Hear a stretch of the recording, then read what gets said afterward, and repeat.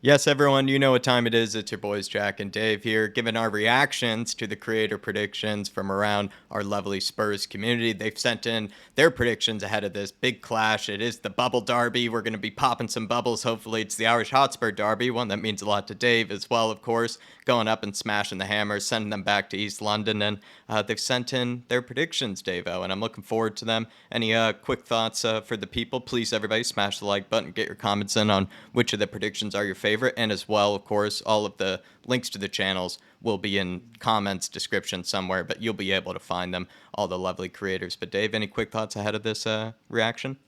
Yeah, Jack, hopefully it's Dom Perignon, the right sort of bubbles that we'll be drinking, not them childish bubbles that, West Ham seem to be enthusiasts of. So, big important one, I would say that the result of Man City means absolutely nothing. If we do not beat West Ham, I don't even think a draw is acceptable with all the injuries. But look, as always, we like to get in and hear what all these channel creators have to say. So let's get straight into it, Jacko. All right, let's see what Lee, the Dorset Spur, has to say. He's going to get started with us first, Dave. He's going to get us. He's going to get us going. Go on, Lee. Hey guys, Lee the Dorset Spur back with another prediction for you. After the weekend's result, coming away with a 3-3 draw against Man City, you've got to be feeling confident going forward, right? So West Ham, yeah, historically have been a little bit of a bogey team from time to time. They have caused us a few problems, but with their own injury stuff going on and us playing so well, I think we're going to have too much from on this occasion. It's nice to be thinking that we're going to get Romero back, who's really been missed, and brings that stability in the back line that you really want. So I think the understudies have done fairly well. We've obviously had a bit of a difficult patch, but with the Man City one, that's broken the back of that. So for me, I think we're gonna go out there high on confidence and really feeling like we can take this game to them. So for me, I think it's gonna be something like a 3-1. I can see them scoring, but I think we're just gonna have too much for them. Let's hope so. Up the Spurs. Nice one, Lee. Up the Spurs, indeed. And good prediction there. He mentioned a few different good things about that, right? And I'm not sure did he say that West Ham, or we're kind of the bogey team for West Ham, if that's what he said. I just feel like what he did get spot on, Dave, is the fact that I do feel like both teams will score, but Spurs will probably run away with this one at some stage. That's what I sort of feel like. Maybe just kind of the intensity and just sort of the relentlessness of, our sort of style of play will eventually just kind of, yeah, like I sort of said, maybe just overwhelm West Ham at some stage. But set pieces are going to be, as always with them, a huge threat and a huge advantage. And it seems like it's a game where it's never low scoring. It's usually just, Spurs at some stage, get that sort of insurance goal of some kind. But I don't know if you kind of get where I'm coming with it. It just feels like it's a 3-1 is a very good prediction for Lee, I would say. Yeah. Yeah, look, that's what my prediction is for this game, Jack. I think a 3-1 as well. Personally, I think, you're absolutely spot on. They're going to be a massive threat from set pieces, and we know set pieces is our Achilles heel. We've conceded a few from set pieces over recent weeks as well. So it is something we're going to have to be more alert to. But look, I think Lee is right. I think West Ham will carry that threat from the set pieces, but ultimately I think we'll have too much for them, Jacko. Let's hope we have too. Let's hope we have too much for the bubble blowers, and let's see if Holly Hotspur can come up with a bigger prediction, an even bigger bubble blowing. Let's Hello, bubble yes. see what Holly has to say.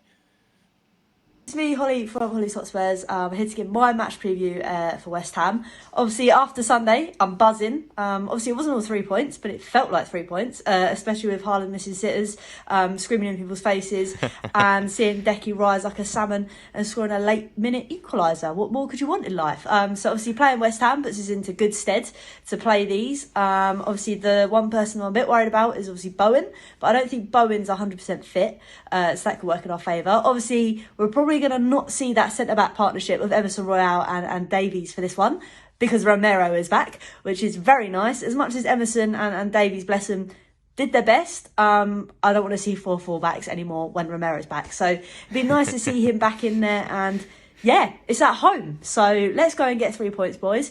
Obviously, we always I hate playing West Ham just because they'll wind us up more if they beat us. It'd be their cup final. But hey, I'm here for it. Come on, you Spurs. Nice one, Holly.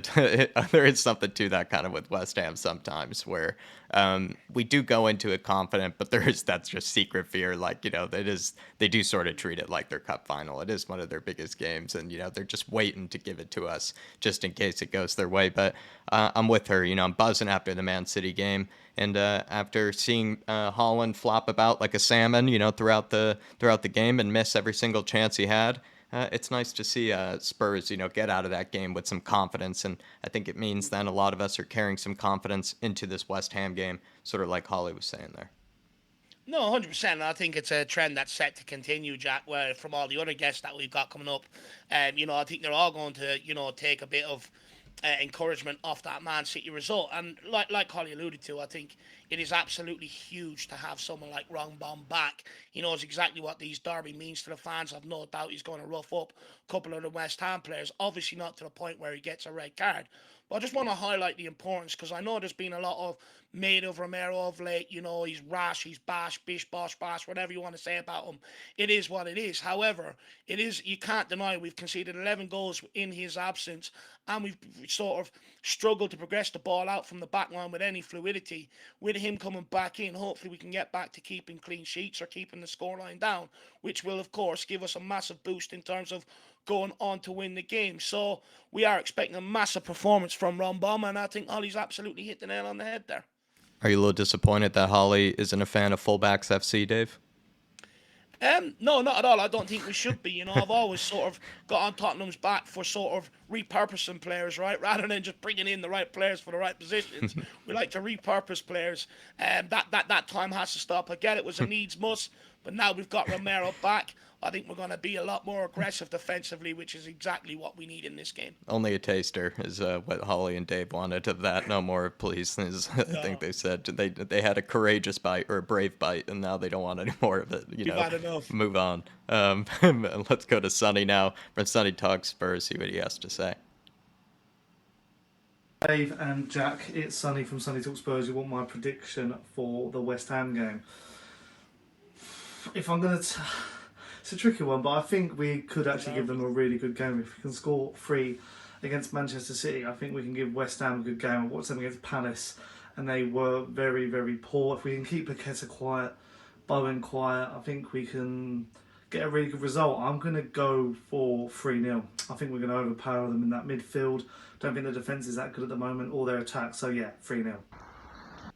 3-0 performance, and there's something to the fact that Spurs were able to muster 3 goals against 4 very, defensive-minded backline personnel of Man City. They kind of have, I think, tightened up or at least locked up shop a bit more with some of the players they have. They basically play 4 center backs across that line with Kyle Walker maybe a bit more adventurous than I would say a Gavardiol or an Ake is, but you know what I mean, David. I think Man City are actually not as open at the back as they kind of used to be. Sometimes when you do hit them on the counter, you see like Rodri, Ruben Diaz, John Stones, tons of, or Ake or Kanji. You see multiple players back there that maybe didn't used to be when you would try to kind of spring them on the counter. So I think to score 3 past Man City, I think is impressive for any team. And recently it's been happening. They have been leaking some goals, but they do have good players back there. Yeah, they do. And look, one thing I'll give West Ham as well, Jack. They'll defend even more. That's true. In numbers than what Man City will, which will make it a very sort of difficult game because in games gone by, we have struggled against teams that sit low block, and we'll definitely have to watch their counter attack. That Kudos is scoring some very good goals for West Ham lately, so we're going to have to watch that counter. But in order score predictions of 3-0, 3-1. In order for that to happen, we have to take our chances and be outside within the last 10 minutes of the game, because one thing I'll give West Ham is if they're in the game for the last 10 minutes, they will go for it. They'll bundle balls into the box and their players will just throw themselves at it. So we have to be outside for that final 10 minutes. It's important that whatever chances we do create, we have to just be just as clinical as we were against Man City, Jack. Is there could you put a bit of caution to the 3, goals that a lot of people seem to be predicting because we have been struggling against low blocks from time to time? No, because I said 3-1 myself. I do think we'll take our chances. You know, Sonny has a very, very good record against Man City or against West Ham. I think he scored 8 so far in the Premier League against them. So, you know, I've no doubt he'll score. I think if Kulu can replicate what he done at the back post against Man City, we'll definitely need a bit of that. You know, I think there's a chance. Like I said, I just think we have to be clinical. I don't think the chances will come as quick and fast as they did maybe against Aston Villa. All right. Well, let's see what Marlon Green has to say and see if he can. You know, he likes to sometimes go against everybody, or not go against everybody. He just really gives you that honest prediction, and sometimes it happens to be maybe not a big resounding win. Might be a bit of a nail biter. It might actually be that the other team ends up getting an upset. So I'm excited to see what Marlon Green has to say from Southview COYS TV. Loves going against the grain, so he does. Let's hear what he has to Honest say. man. Hopefully, it's a bit more positive.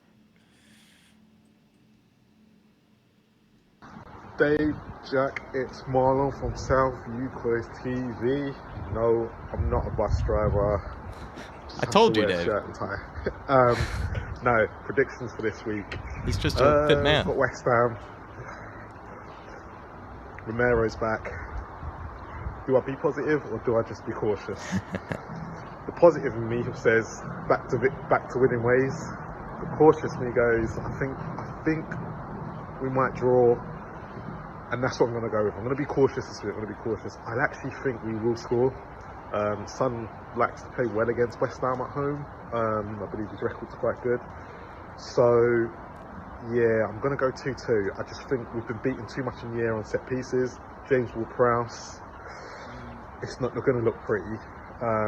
So, yeah, Porro, Udogie and Davis do get beaten. Romero's got to be commanding. He does owe us a performance, but I think there will be a set piece against us that we will concede as a common theme in the last couple of games.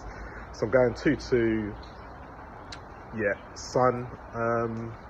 And yeah, probably Son to get 2, probably. I'm not even too sure. Maybe Richarlison to come on and rescue it. Yeah, so 2-2, unfortunately. Yeah, if West Ham weren't the set piece kings, then I won't worry. The only thing that puts it in our favour is there might be no Antonio. Yeah. So, but Souček on the end of set pieces as well, West Ham, kudos as well. I think 2-2 is probably going to be what I think it's going to be, but yeah. So, unfortunately, I'm not going positive, I'm going cautious. But Ange Ball to kick in, hopefully. But as always, come on you Spurs.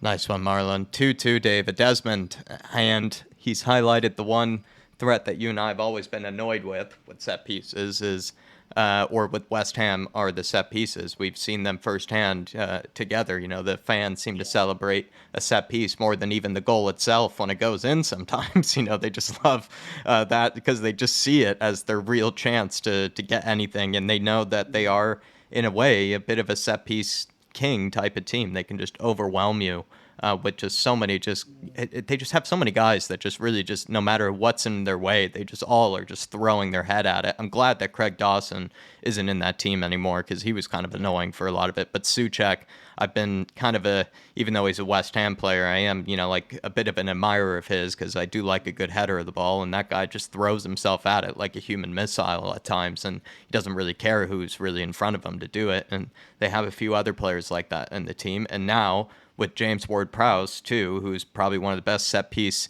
merchants in kind of the league as well. It's just, that you can't rule them out from scoring one of them in the game. Yeah, look, James Ward-Prowse is a player that I wanted to buy at Tottenham, over the summer, and he's also a player that loves scoring against Tottenham, so watch out for that.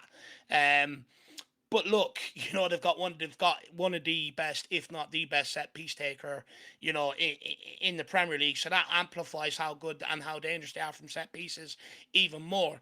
And one thing where we've always struggled, I remember under Jose Mourinho, we just struggled from balls into the box, set pieces continuously all game. And I hear Marlon saying he wants Romero to be dominant in the air, that Porro won't win anything, Doji won't win anything, Davies won't win anything, which, granted, probably won't win a lot.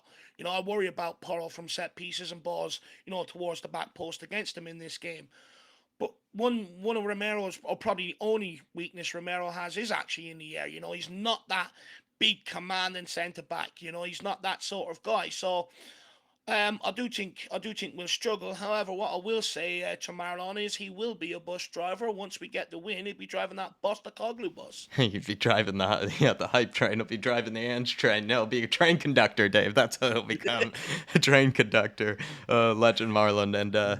And actually, just on Romero, I think he has improved slightly in that part of his game this season. I've seen a lot more kind of just emphatic headers from him in terms of his clearances. That he almost likes to clear it as far as possible, like in certain occasions, just to show off. But I agree, last season that was something that some of the goals that we ended up conceding, he did have some question marks over, how he was sort of marking his man or even just, jumping too late, missing the header. But I think he's improved slightly this season. But it is something that if you were to pick out a weakness of his since he's been here at Spurs, it has been sort of one of them. And West Ham are certainly a test for him. They're probably the toughest test there is.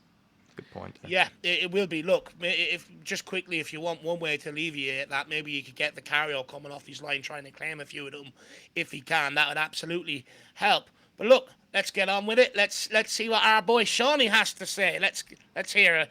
Better be more positive than Marlon's. Hi guys, how you doing? Sean Butler here from the Spurs Talk Show. I hope you're all doing very well. This is my Tottenham versus West Ham United match prediction. I think it's going to be a really, really interesting game under the lights, in the rain. I think there's predictions of bad weather. I can't wait to get there. I think that Tottenham will ultimately have just a little bit too much, but West Ham United are a team that always turns up against Tottenham, especially at our place. It's their cup final. But you know what? With the momentum of what happened on Sunday and the wind in our sails, even with a depleted team, I still think Tottenham are going to have too much with the home energy, the fans getting behind them. I think there'll be goals. I think it will be 3-1 Tottenham, but I think it will be closer than you think.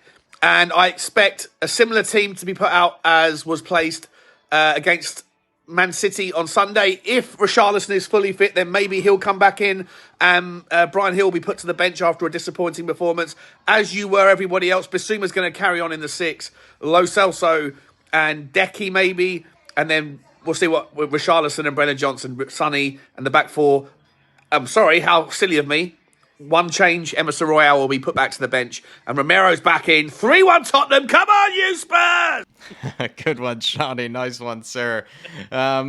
He said 3-1, but won't be as convincing, let's say, of a 3-1. Or it could, and that's what I sort of said. I kind of felt like... I would say. I just sort of feel like West Ham will score at a frustrating stage where we might score first, West Ham equalize, right, with a set piece or something right afterwards, or maybe towards the end, before halftime. And then it will kind of require us to sort of set ourselves, go back again, push for more. And then at some stage, they'll, I think, concede something of some type with maybe just an errant pass or, just too much pressure. And then we're able to sort of fasten a pretty easy chance. And maybe once we get that go-ahead goal, they'll have to eventually come after us and, open up a bit more from there. We grab the third. So, and that would mean then, and kind of in Sean's eyes, right, not as convincing, let's say, or not as resounding as the 3-1 can sometimes look on paper. Yeah, look, I think it's going to be ultimately very frustrating game, Jack. I think, West Ham are going to frustrate us with their rigid shape that they set up like they do to so many sort of teams. And, there will be moments where we'll be sort of vulnerable to the counter, but it's just about continue to dig in, do the right thing, believe in that motto, we never stop, which serves us so well, and eventually we'll get over the line. But I don't think it's going to be free-flowing, fast football. It is going to be a frustrating game. We're going through a period now between Sunday and Sunday coming. We're playing 3 games in 7 days, so there are going to be players that are out there that are going to be tired. We expended a lot of energy against Man City, but in order to maybe reserve our energy levels or have the energy levels to get through the game, it's all about us keeping possession. But Jack, interestingly, he did sort of suggest maybe Richarlison coming back in if he's fully fit. What's your thoughts on that? My quick thoughts on Brian Hill and people kind of saying he had a bad game. I feel like we can say he had a bad game, but we can also admit too that maybe Kyle Walker is pretty good. He's kind of a tough guy to get past for some of the best players in the world, struggle to get past that guy. So while maybe Brian Hill can have a bad game against him, or let's say not be as effective as we wanted him to be, we can also admit too that Kyle Walker is, let's say, a very tough player to get past, and also when he has the protection of three other center backs just sort of sitting back there too, it was really that's all he had to deal with was pretty much Brian Hill for the most part. I would say though, Brian Hill made it quite difficult for him in possession and did press him quite often, and just made it so that he had to constantly go backwards or make a pass that was probably uncomfortable for him in a lot of stages. We forced the ball into Kyle Walker to kind of have to make kind of difficult passes, because he is probably the worst of a very good team technically. He might actually be the guy that you do want to have more often with the ball at his feet, and I think that was thanks to some of the pressing of Destiny as well as Brian Hill. So I'd stay with Brian Hill. I think a guy like Sufal actually, on, maybe let's say a bad day, can be a bit clumsy, and sometimes can struggle with these sort of kind of quicker wingers, but he also has that physical factor. So you could see from time to time, Brian Hill kind of losing out in that regard, but he could be, I could say, tricked by some of the Hill Messi kind of flair. You don't watch the predicted lineup then, Jack, if you want Kill Messi to be given another chance. That's what I'd say to you. But look, great discussion there. Big up, Shawnee. Really appreciate the videos. As always, let's keep this show on the road. Let's hear what Jacob from United Spurs of America has to say ahead of West Ham's Cup final. Big up, Dave. Big up, Jack. How y'all doing? Happy game week, I guess we could say. For me, my prediction for West Ham versus Spurs at Tottenham Hotspur Stadium, I think it's going to be a jammy match. I look forward to Tottenham capitalizing on the momentum we've built versus City. I think our squad feel like they can definitely be up for it. So they feel up for it. I feel up for it. I think it's a dub incoming. I'm going to say final scoreline, I'm taking a 3-1 Tottenham Hotspur. I think Son gets on the score sheet. I think we see two surprise scores. I'm looking for Basuma to start and have a much improved performance. It wasn't good versus City. He had a good 20 minutes, but it ain't enough. We need Basuma, the Basuma we know. I'm looking forward to him coming back and firing on all cylinders. I love the form of Kulusevski. I think long may it continue. I hope he plays more in that central role again. I do like him more centrally than I do as a winger. I enjoy Brennan Johnson on the right wing as well. I think that naturally the collateral effect of moving Kulusevski in helps Brennan Johnson do what Brennan Johnson can do well. So long may that continue. If not, let's see what midfield pairing we can go with. I've heard even Højbjerg may get the start. Should Basuma be benched? I'm not benching Basuma. I'm starting Basuma personally. As far as our left winger, if we do decide to not go with Brian Hill, Richarlison may be a good substitute to be the physicality, but if he's not 100%, I think Brian Hill, one more chance. That'll be 3 starts for him to do something with. Let's see if he can. But either way, boys, I think it's going to be a fun one. Hopefully build some more momentum going forward to Newcastle. But big up, everybody. I hope you have a great rest of your show. Come on, you Spurs.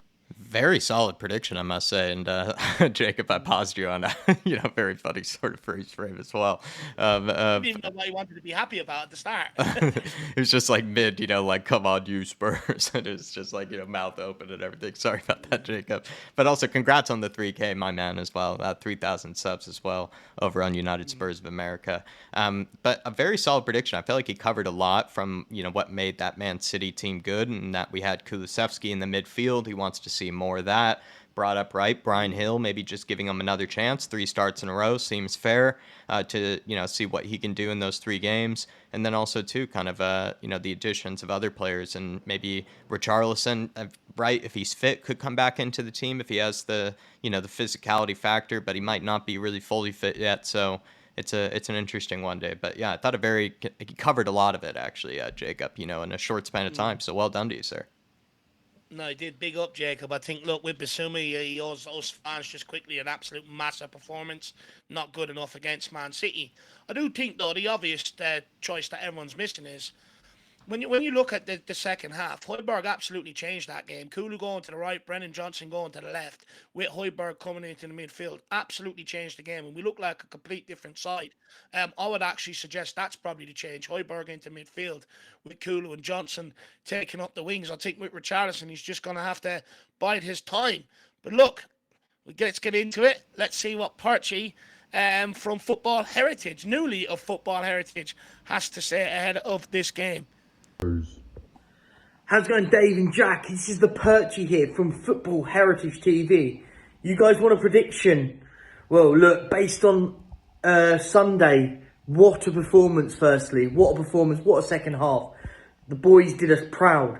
Now, let's roll on to West Ham United.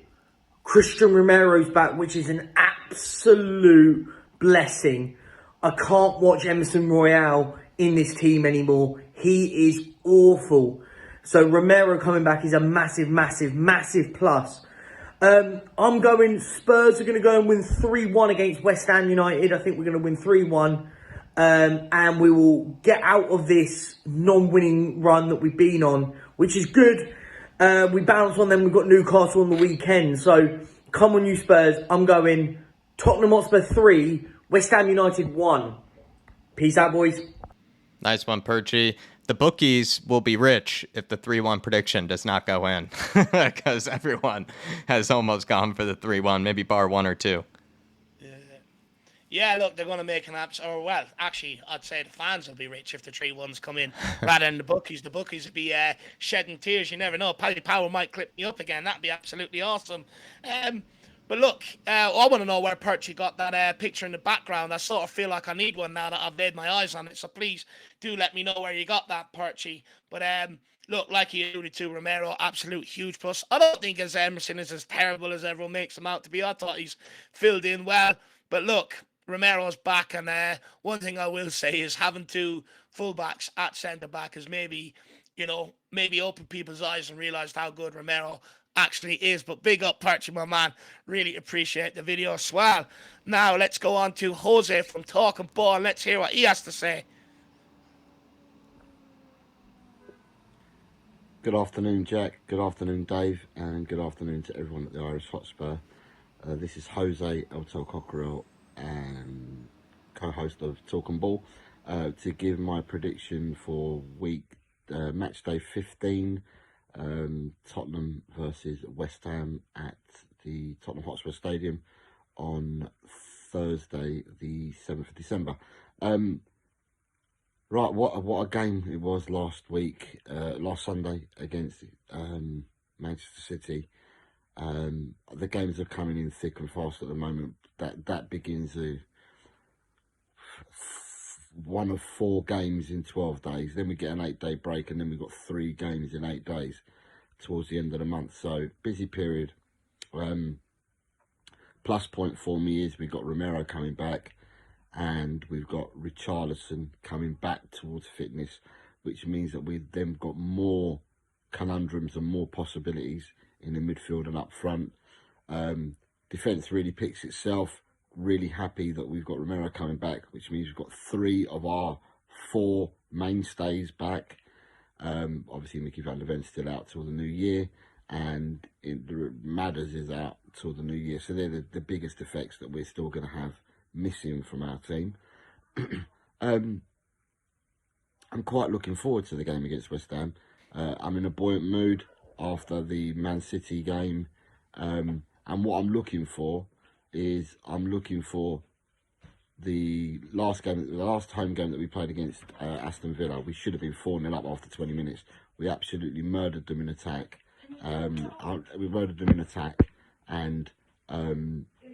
so what we need to do is, if we can play the first half like we did against Villa, and we can play the second half like we did against Man City, then I'm going to get my desired outcome and my desired result. And this week, people are going to think I'm absolutely mad. But no, I've got full confidence in the team. So this week, I'm going for Tottenham 4, West Ham 0. I'm going to get back on the gravy train again. We've been playing well. We just need to take our chances. And I think the setup that we've got against West Ham's setup, they're gettable, and we can get goals if we attack from the start. Get the crowd behind us. Yeah, come on, 4-0. Come on, you Spurs. Nice one, sir. 4-0. It'd be nice to have a clean sheet against West Ham. That means we would have survived all their waves of set pieces.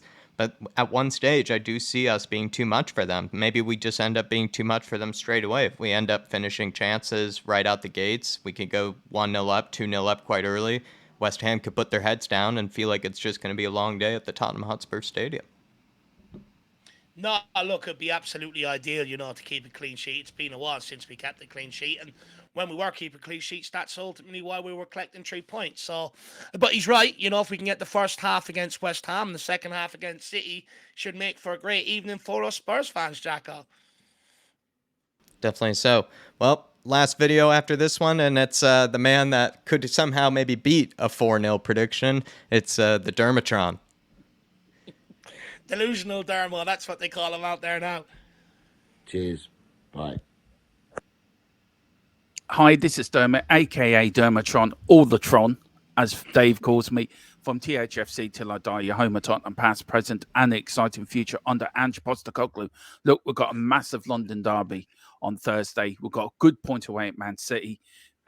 Puts us in good form.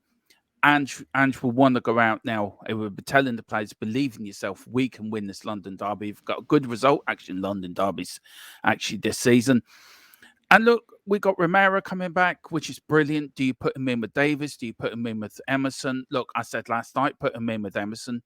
I think I still stand by that, and I still stand by Hojbjerg starting instead of Bazuma. I think Bazuma's lost a little of confidence, so just give him a bit of time out, put him on the bench, bring him on, and just try to get his confidence back a little bit.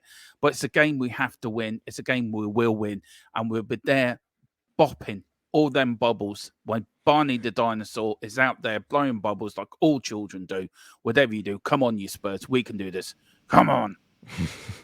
Come on. He wants Emo and Hojbjerg into the team. He's trying to pull my heartstrings here, Davo. He wants two of my favorite boys. Some of the most controversial, what is it called? Not controversial, but yeah, divisive players in sort of the Spurs squad. He wants them in there against the West Ham.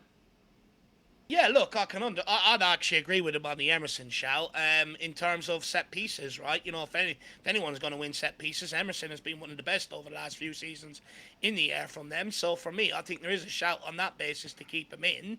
And I also think there's a shout for Hojbjerg to come in. How many times have people heard me moan about players coming off the bench not making an impact? And I feel like when they do, they deserve to be rewarded. So sort of agree with Dermot on that. However, he loves ruffling feathers, doesn't he? He does. But maybe this time, if he gets this prediction right again, we'll have to bow down to him, is what I said on the fan show. So, Turbo he's feeling good about himself. Please check out THFC Till I Die. Please smash this like button on the video. Let us know in the comments down below what are your favorite predictions from this one. Who's going to be right? Who's going to be wrong? And Dave, any final words from yourself? No, look, let's just go and smash West Ham tomorrow. Get back on track, onto winning ways. Send them home as losers in their cup final and make their Christmas miserable. Alrighty, and we'll see you, everybody. Come on, you Spurs. In the big Ange we trust. We never stop. Everywhere we go.